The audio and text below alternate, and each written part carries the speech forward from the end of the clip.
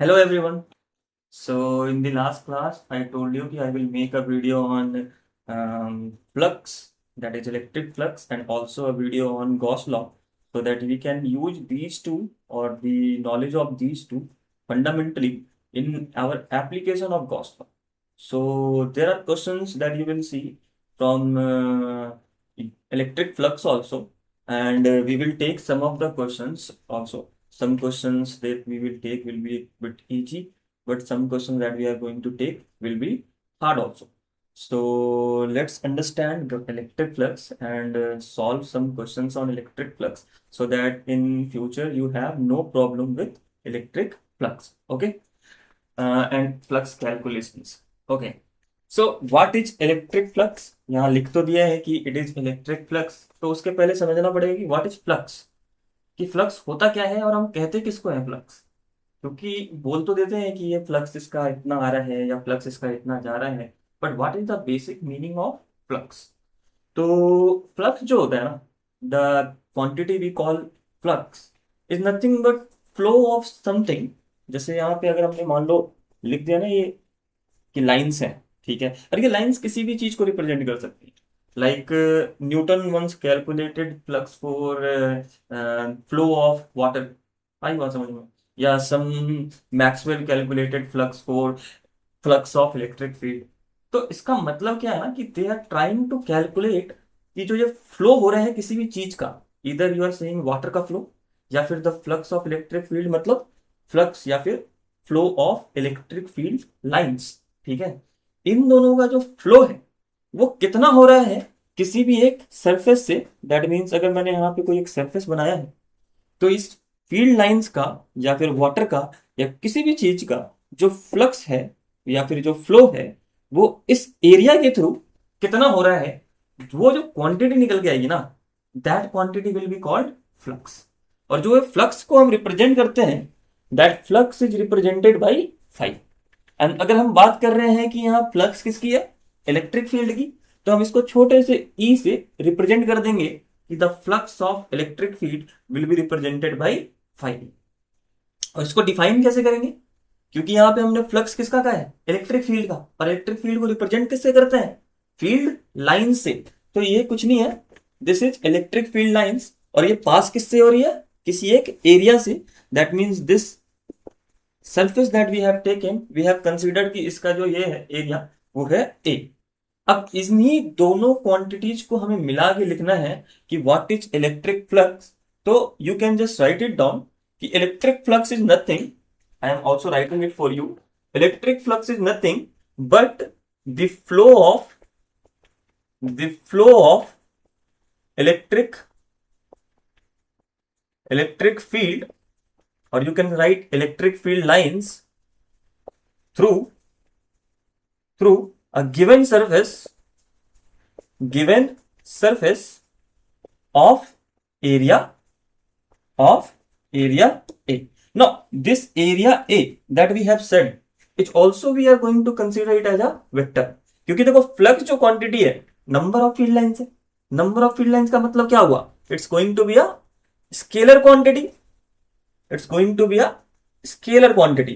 Now if something is a scalar quantity and it is multiplied, and the we are defining it ki it should be equal to electric field multiplied by area, that means we are going to assume कि area जो है हमारा that's also going to be a vector। क्योंकि vector multiplication के दो तरीके हो सकते हैं, either you can do vector multiplication in scalar terms or you can do vector multiplication in cross terms, या फिर वेक्टर मल्टीप्लीकेशन में cross product, but that cross product is going to give you a vector quantity. And we have already defined कि ये flux कैसा quantity है, एक scalar quantity है। तो हमें ये याद रखना होगा कि जब हम डेफिनेशन लिख रहे हैं ना इसकी, that is if we are writing the value of electric flux, तो ये हमेशा याद रखना है कि the value of electric flux will be equal to E dot A.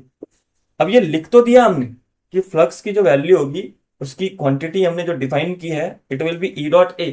पर ये बात भी है कि अभी तक अगर आपको ये फील नहीं आया है कि व्हाट इज फ्लक्स, तो एक बहुत छोटा सा एग्जांपल भी आपको दिया जा सकता है कि आपने अगर देखा हो तो जब आप फ्रिज खोलते हो, ठीक है, when you open a fridge what you see कि देयर इज अ मतलब movement of air, cold air towards you. अब वो जो कोल्ड एयर है, ठीक है, उसी का जो मूवमेंट जो आप फील कर रहे हो ना आपके चेहरे पे जो आ रही है, उसी को हमने क्या कह दिया, फ्लक्स।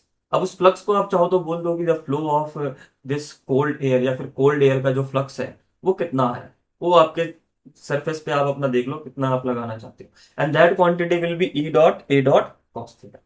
अब फ्लक्स कम है या ज्यादा है, उसका एक छोटा सा एग्जांपल, उसी एग्जांपल में जब आप फ्रीजर खोलोगे यू विल फील की जो फ्लक्स आ रही है कोल्ड एयर की, या जो आपको कोल्ड एयर आपके चेहरे पे आता हुआ फील हो रहा है, तो वो ज्यादा है। मतलब इन रिलेटिव टू जो फ्लक्स नीचे से आ रहा है, that is any region out of the except the freezer. तो यू विल फील कि जो फ्लक्स है कोल्ड एयर का फ्रीजर से ज्यादा हो गया, और फ्लक्स है जो different part of the fridge से आ रहा है वो कम हो गया। दैट मीन्स जो फ्लक्स की क्वांटिटी है ना वो बढ़ती घटती रहेगी डिपेंडिंग अपॉन कि आप कैसे उसको, कहाँ से वो आ रहा है, या फिर उसका जो एरिया वेक्टर है या फिर एरिया है वो कितना एंगल बना रहे हैं। जैसे इस केस में अगर हम बोले तो एरिया वेक्टर की डायरेक्शन हम लेंगे ऐसे। अब ना इसमें भी बहुत कंफ्यूजन होता है बच्चों को कि हम एरिया वेक्टर का डायरेक्शन क्या लेंगे। तो एरिया वेक्टर जो क्वांटिटी है ना उसको या उसके डायरेक्शन को हम जब लेते हैं, we apply the concept of order. That means एकदम सिंपल टर्म्स में बोलूं तो ऑलवेज रिमेंबर कि how to take area vector, तो we are going to apply the concept of order. अब ये कंसेप्ट ऑफ ऑर्डर क्या है कि आपके पास अगर कोई भी सरफेस है, ठीक है, मान लो मैंने ये छोटा सा ये सरफेस लिया जैसे मेरा हाथ है, अगर मैं इस सरफेस को देख रहा हूं, ठीक है, this hand which has this surface, तो इस सरफेस का जो एरिया वेक्टर हम लेंगे ना वो हमेशा आउटवर्ड में पॉजिटिव लेंगे और इनवर्ड में नेगेटिव लेंगे। जैसे अगर मैंने बोल दिया ना कि ये सरफेस है, तो इसका जो परपेंडिकुलर होगा, देखो इस सरफेस का ऐसे जो होगा, that will represent my area vector. और ये एरिया वेक्टर जो होगा ना वो पॉजिटिव होगा, और उल्टा ले लिया तो ये एरिया वेक्टर क्या हो जाएगा, नेगेटिव। हमेशा कंसेप्ट ऑफ ऑर्डर को यूज करना है कि जिस भी सरफेस पे हम यूज कर रहे हैं, तो अगर वो आउटवर्ड डायरेक्शन में देख रहे हैं, हम आउटवर्ड डायरेक्शन में देख रहे हैं, तो वो आउटवर्ड डायरेक्शन में एरिया वेक्टर की वैल्यू क्या आएगी, पॉजिटिव। और अगर इनवर्ड डायरेक्शन में देख रहे हैं, इनवर्ड डायरेक्शन में देख रहे हैं, तो उसकी वैल्यू क्या आएगी, नेगेटिव। जस्ट फॉर एग्जाम्पल अगर मान लो मैंने एक क्यूब लिया होता, अगर यहाँ पे एक क्यूब है रखा हुआ है ऐसे, ठीक है, this cube will have what, 6 surfaces, है या नहीं है, 1 2 3 4 ऐसे करते करते 6 सरफेसेज आप देख सकते हो, ठीक है। अब इसमें क्या है कि if you want to know कि what is going to be the, wait, 1 2 3 4 5 6, हाँ ठीक, 6 surfaces. If you want to know कि what will be the area vector in which direction you are going to assume area vector, तो मान लो ये electric field lines ऐसे आ रही हैं, okay. No, इसमें ना आपको एक्सिस वैक्सिस का ध्यान नहीं रखना। लाइक आपको एक सिंपल सा एग्जांपल दूं तो आप ये देखोगे कि एक वाई एक्सिस पे हमने पॉजिटिव माना तो उसको नेगेटिव एक्सिस में भी एरिया को पॉजिटिव मान लिया। जस्ट फॉर एग्जांपल अगर मैं इस एरिया की बात करूं, तो इस एरिया का अगर आप देखो तो इसको तो हम मान लेंगे कि पॉजिटिव है होगा, पर अंदर वाले को हम क्या मानेंगे, नेगेटिव है, concept of water.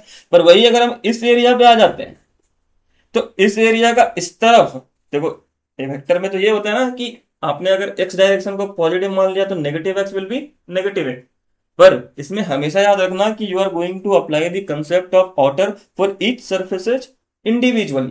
That is अगर ये सरफेस कंसीडर कर रहे हैं हम सिर्फ, तो इसका एरिया वेक्टर क्या होगा, हमेशा पॉजिटिव है, और इस तरफ जो एरिया वेक्टर मान लेंगे हम वो क्या हो जाएगा, नेगेटिव है। तो एरिया वेक्टर कब पॉजिटिव लेना है कब नेगेटिव लेना है, that will be dependent upon कि आपका आउटर सरफेस कौन सा है। अगर आपका आउटर सरफेस आपने पहचान लिया तो always going you are going to take area vector as positive.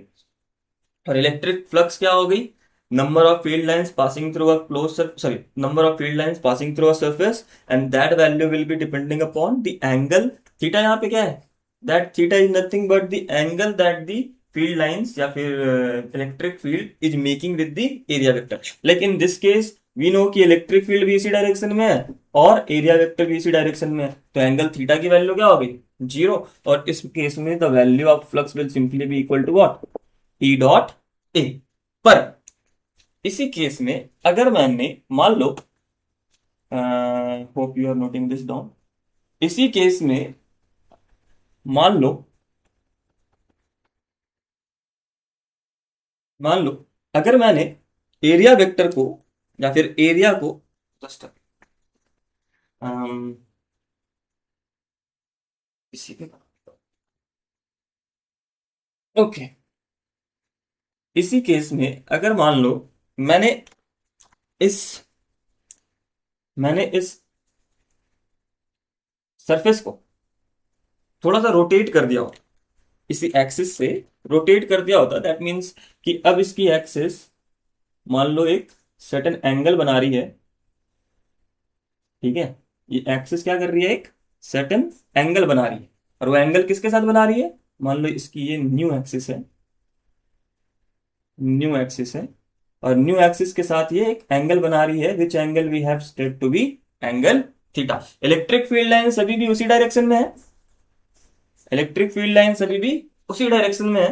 तो क्या होगा कि if it is making an angle of theta with axis 1 और दिस इज आवर एक्सिस 2, तो हमें फिर से देखना पड़ेगा कि what is the angle made by the area vector. उस वाले केस में एरिया ऐसे थी, अभी हमने इस प्लेन को थोड़ा रोटेट कर दिया है। जस्ट फॉर एग्जांपल मान लो ये प्लेन है मेरा, ये प्लेन है मेरा, पहले ऐसे थी, ठीक है। अब मैंने उसको थोड़ा रोटेट कर दिया, हम इस वाले सरफेस को देख रहे हैं, ये वाला सरफेस अगर थोड़ा रोटेट हुआ है, दैट मीन्स मान लो अगर मैंने एरिया वेक्टर को इस लाइन से रिप्रेजेंट किया, ठीक है, दिस इज माई लाइन, और ये ऐसे रोटेट हो रहा है, दैट मीन्स अब की बारी एरिया वेक्टर की डायरेक्शन क्या होगी, इस डायरेक्शन में होगी। तो इस डायरेक्शन में अगर एरिया वेक्टर है, तो हम अगर इस परपेंडिकुलर बनाए तो ये डायरेक्शन क्या हो जाएगी, मेरी एरिया वेक्टर की डायरेक्शन हो जाएगी, ओके। और इलेक्ट्रिक फील्ड लाइन अभी भी किस डायरेक्शन में है, इलेक्ट्रिक फील्ड लाइंस अभी भी इस डायरेक्शन में। तो हाउ टू फाइंड आउट कि what will be the angle, how to find out कि what will be the angle between the electric field and this axis या फिर दिस एरिया वेक्टर। तो अगर टोटल एंगल 90 डिग्री है, x और y मतलब y और एक्स, तो ये अगर 90 डिग्री है टोटल एंगल और उसमें ये वाला एंगल है थीटा, तो ये वाला एंगल क्या हो जाएगा, 90 माइनस थीटा। और क्योंकि हमने ये वाले एक्सिस के परपेंडिकुलर लिया है एरिया वेक्टर, तो again this axis will be making an angle 90 degree. अगर ये 90 माइनस थीटा है, टोटल एंगल 90 है, तो ये वाला एंगल क्या हो जाएगा, angle theta. That means angle between electric field and area vector is again coming out to be what, angle theta. तो यहां पे जो वैल्यू होगी, that value we can just say इस वैल्यू की वैल्यू कितनी हो गई, phi will be equal to E dot A dot cos theta. तुम इसको चेक भी कर सकते हो, जब हमने थीटा की वैल्यू 0 ली थी, ठीक है, दैट मीन्स जब हमने कहा था कि इलेक्ट्रिक फील्ड और एरिया वेक्टर की वैल्यू थीटा इक्वल्स टू 0 है, तो वहां पे फ्लक्स की वैल्यू क्या हो गई थी, मैक्सिमम, बिकॉज कॉस थीटा की वैल्यू 0 पे 1 हो जाती है, that value will be E dot A. पर अगर हम दूसरे केस को देखें कि जिसमें इसको मान लो हमने रोटेट कर दिया बाय 90 डिग्री, तो वो केस कैसा बन जाएगा कि this will be our area, या फिर ये जो प्लेन सरफेस है this will be the plane surface, जिससे इलेक्ट्रिक फील्ड कैसे पास कर रही है, इलेक्ट्रिक फील्ड ऐसे पास कर रही है, और इसका 90 डिग्री कैसा होगा, एरिया वेक्टर किस डायरेक्शन में होगी, इस डायरेक्शन में। That means now the angle would be 90, और cos 90 की वैल्यू क्या हो जाती है, cos 90 की वैल्यू हो जाती है 1, that means the value of flux in this case will be 0, okay. So basically you have to see कि what is the angle that the area vector is making, और उसके बाद कि ये एरिया वेक्टर की डायरेक्शन कहाँ आ रही है, और direction will always be towards the outer. Like one more case we can take, a very good case that we can take। चलो इसको मिटा देता हूं मैं।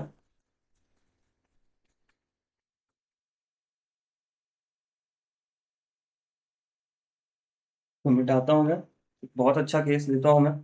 मान लो इसकी बात इसकी जगह ये प्लेन सरफेस ना होके एक सिलेंडर होता हमारे पास, ठीक है।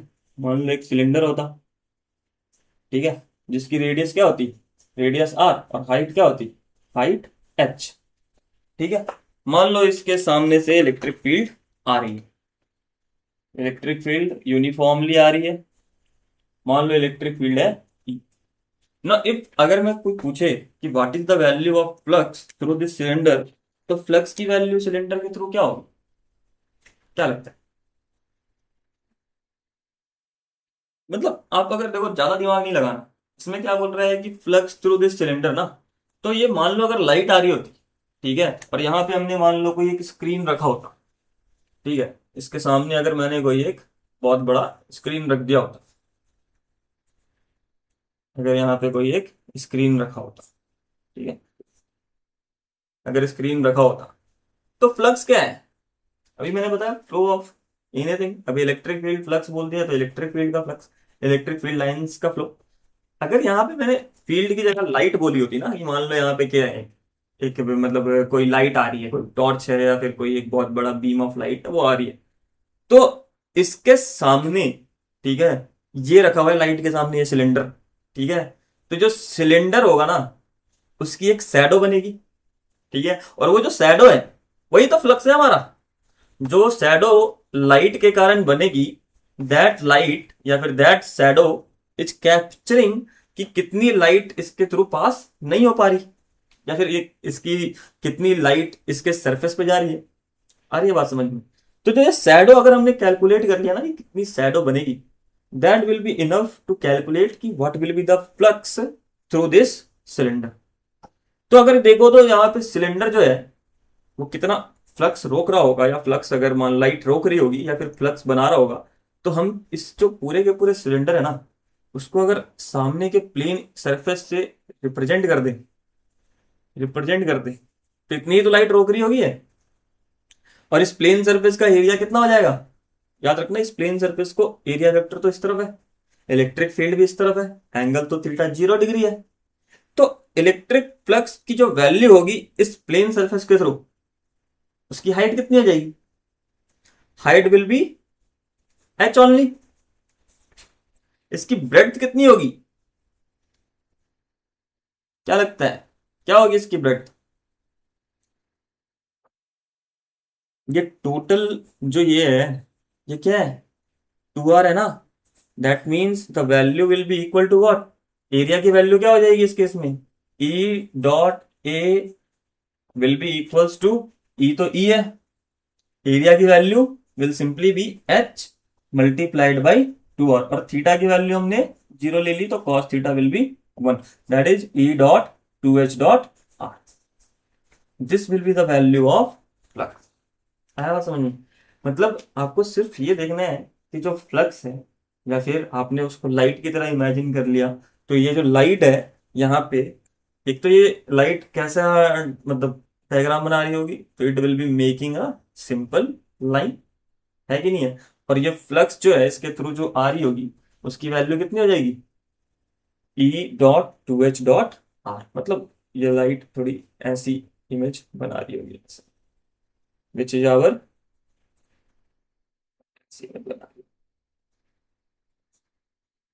ऐसी इमेज बना रही होगी, जो कि सिर्फ और सिर्फ किसको कैप्चर कर रहा होगा? इसके प्लेन सरफेस को। ठीक है, एंड नाउ मान लो अगर हमने इसको थोड़ा सा रोटेट कर दिया होता, अगर इस क्वेश्चन को थोड़ा डिफिकल्ट बना रहे हैं हम, मान लो इसको थोड़ा रोटेट कर देंगे, तो क्या होगा? If I am just rotating this cylinder, इसको अगर मैं थोड़ा रोटेट कर रहा हूँ, keeping everything same, radius same रख रहे हैं, हाइट सेम रख रहे हैं, और सब कुछ सेम रख रहे हैं, ठीक है, radius same, height same, everything is same, but what we have done, इसको थोड़ा रोटेट कर दिया है, आपकी बारी, रोटेट कर दिया है इसके एक्सिस से। मतलब ये अगर उसकी एक्सिस थी, मतलब इसकी न्यू एक्सिस ऐसी हो जाएगी, और ये अगर उसकी एक्सिस थी, तो इन दोनों के बीच में अब एंगल क्या बन रहा है? थीटा। ठीक है, अब रोटेट करने के कारण क्या होगा? मान लो अगर इसके थ्रू हम लाइट पास करवा रहे थे, रोटेट करने के कारण क्या होगा? जो इसकी प्लेनर सरफेस है, देखो, जो हमने माना था कि इसमें अगर हम प्लेन मान ले, तो जो इसकी प्लेनर सरफेस है, ठीक है, वो तो एक सर्टेन एंगल से रोटेट हो गई, हुई ना? दैट मीन्स अगर ये एंगल थीटा है, हमने पहले भी किया था पिछले क्वेश्चन में, तो ये एंगल 90 माइनस थीटा, तो ये वाला एंगल क्या हो जाएगा? Angle theta. दैट मीन्स जो प्लेन हमने पहले यूज किया था, अब वो थोड़ा प्लेन क्या हो जाएगा? कम हो जाएगा। ठीक है, और अब उसकी जगह, ठीक है, उसकी जगह क्या आ जाएंगे? तो ये जो सर्कल देख रहे हो ना, ये जो क्या कहते हैं एरिया है of the upper and and lower and, वो भी तो आना स्टार्ट हो जाएंगे। आई बात समझ में? क्योंकि पहले तो सिर्फ और सिर्फ इसके और इसकी वजह से आ रही थी फ्लक्स, जब ऐसे था ये। पर जब रोटेट कर दिया हमने, दैट मीन्स अब ये वाला जो एरिया है और ये वाला जो एरिया है, वो दोनों भी क्या कर रहे होंगे? कॉन्ट्रीब्यूट। बस जस्ट फॉर एग्जाम्पल अगर सोचो कि इसको टोटल रोटेट कर दिया होता, टोटल रोटेट कर दिया होता, ऐसे कर दिया होता, तो जो फ्लक्स होती जो इसके थ्रू पास हो रही होती, वो किसके थ्रू आ रही होती? सिर्फ और सिर्फ इन दोनों के कारण ना, या किसी एक को भी मानो एक के कारण ना। ये तो जो सरफेस हमने माना था कि मान लो इसको हम एक प्लेन से रिप्रेजेंट कर देंगे, ये प्लेन के थ्रू तो एरिया वेक्टर इस तरफ हो जाती, तो इसके कारण जो ये हमने प्लेन बनाया था सिंपली, वो तो आ नहीं रहा होता। अगर फाइनल डायग्राम देखेंगे तो ये प्लेन जो है वो टोटली किस में कन्वर्ट हुआ हो जाता? एक एरिया, सर्कल के एरिया में। आई बात समझ में? तो अगर फाइनल ऐसा हो रहा है, दैट मीन्स जो ऊपर का पार्ट है और जो नीचे का पार्ट है वो सेमी सर्कल में या फिर सेमी सर्कुलर डिस्क में कन्वर्ट हो रहा है। ठीक है, और दोनों को ऐड कर रहे हैं। दैट मीन्स अगर मान लो ये छोटा सा एरिया होता और उसको हम देख रहे होते, तो फाइनल वाले केस में क्या होता कि ये वाली एरिया की वैल्यू तो ऐसी होती, ये तो अभी भी क्या बना रहा होता? एक प्लेन बना रहा होता। अगर इसको देख रहे हैं तो this would have been making a plane. पर अभी ऊपर वाला और नीचे वाला दोनों के दोनों क्या कर रहे होते? एक सर्टेन सर्टेन क्या दे रहे होते? एक सर्टेन एरिया दे रहे होते। और यही दोनों एरिया क्या करेंगे? कंट्रीब्यूट करेंगे to make the final diagram. That is, ये जो एरिया बन रहा है हमारा would have been like this and like this. यही चीजें जो है ना, ये देखो, ये थोड़ा सा इंट्यूशन आना चाहिए आपको। इंट्यूशन क्यों? क्योंकि ये जब हम रोटेट कर रहे हैं ना, पहले तो ये लाइन थी सिर्फ और सिर्फ, कोई यहाँ पे कर्व सरफेस तो आ नहीं रहा था। पर जैसे जैसे रोटेट कर रहे हैं ये लाइन क्या कर रही है? एक दूसरे की तरफ भाग रही है, और ये सर्कल क्या हो रहा है, या सेमी सर्कुलर क्या हो रहा है? बड़ा होता जा रहा है। That is the final and result will be just a circle. तो हमें इसका एरिया निकालना है। ये जो सरफेस है ना, ये छोटा छोटा बन रहा है जो, इसके सरफेस का एरिया कैसे निकालेंगे? तो ये वाला जो एरिया है, ठीक है, this area will be what? Area will be what? A. और अगर कोई पूछे कि what is the angle made by this area with the electric field, तो ये एंगल थीटा हो गया। इलेक्ट्रिक फील्ड कितना है इस तरफ? ई। तो इसका एंगल क्या हो जाएगा? 90 माइनस थीटा। सेम थिंग यहां पे करते, क्योंकि हमें टोटल एरिया निकालना है ना। Total area will be equal to what? या total flux through this area निकालना है। तो इसके थ्रू फ्लक्स की वैल्यू, मान लो A1 लिखा है, इसको इसको A2 लिखा, और इसको A3 लिखा, या फिर φ1 लिख रहा हूं, इसको इसको सॉरी, इसको φ1 लिख रहा हूं, इसको φ2 लिख रहा हूं, और इसको φ3 लिख रहा हूं। फाइ नेट की वैल्यू किसके इक्वल हो जाती? φ1 प्लस φ2 प्लस φ3। φ2 की वैल्यू तो ये वाली है, दैट इज इसके थ्रू, इस वाले बड़े वाले प्लेन के थ्रू। तो value will be simply equal to what? E dot, जो हमारी वैल्यू आई है 2h dot R multiplied by angle हमने कैलकुलेट किया थीटा, वैल्यू विल बी φ2 की E dot 2h dot R cos theta. अब φ1 और φ2 की वैल्यू, सॉरी इट इज φ2 ना, सॉरी दिस विल बी φ1। अब ये φ2 और φ3 के वैल्यू हम जो निकालने हैं, उसमें हमने बोला कि ये वाला एरिया वेक्टर कितना एंगल बना रहा है? 90 degree. 90 degree minus theta. That means इस वाले केस में φ2 की वैल्यू φ3 के इक्वल होगी। Value will be simply equal to what? E multiplied by what is the area of this semi circle, है ना। हमें सेमी सर्कुलर डिस्क दिख रही होगी, ऊपर जा रही होगी तो सेमी सर्कुलर डिस्क दिख रही होगी, and that value will be pi R square by 2। और एंगल कितना बना रहा है वो? Cos 90 minus theta, cos 90 minus theta. That is value कितनी आ जाएगी? φ1 प्लस या φ2 प्लस φ3 की, क्योंकि दोनों सेम है, मल्टीप्लाई कर दो। E dot pi R square by 2 cos 90 minus theta will be giving you sin theta. That is 2 and 2 cancel. Find net will be equal to E dot 2h dot R cos theta plus E dot pi R square sine theta and this will be the value of net flux. यहाँ पे angle की value रख के देख लो, जब theta की value 0 होगी तो सिर्फ और सिर्फ कौन कंट्रीब्यूट कर रहा होगा, ये कर्व सरफेस वाला एरिया। और जब थीटा की वैल्यू पाई/2 हो गई तो कर्व सरफेस वाला एरिया जिसको हमने एक प्लेन से रिप्रेजेंट किया है उसकी एरिया वेक्टर की वैल्यू क्या हो जाएगी, perpendicular to the electric field. और जब हम इसको देख रहे हैं कि ये कर्व सरफेस या फिर सॉरी जब ये सेमी सर्कुलर डिस्क कंट्रीब्यूट कर रहा है तो वो कितने एरिया कंट्रीब्यूट कर रहा है, E into pi R square sine theta. और जब ये टोटली रोटेट हो जाएगी, मतलब पहले ऐसे थी सिलेंडर और अब टोटली रोटेट हो गई, तो सिर्फ और सिर्फ ये कंट्रीब्यूट कर रहे होंगे, value will be equal to what, pi R square sine theta.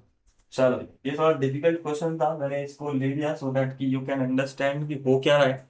Hopefully you have understood it. अगर नहीं आया है समझ में तो do comment, I will again try to make it more easy for you to understand.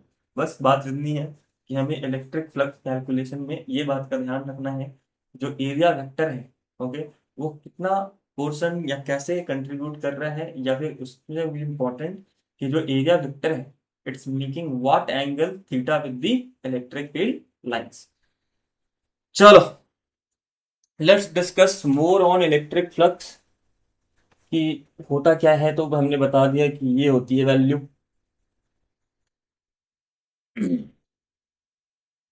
Flux associated with a charge.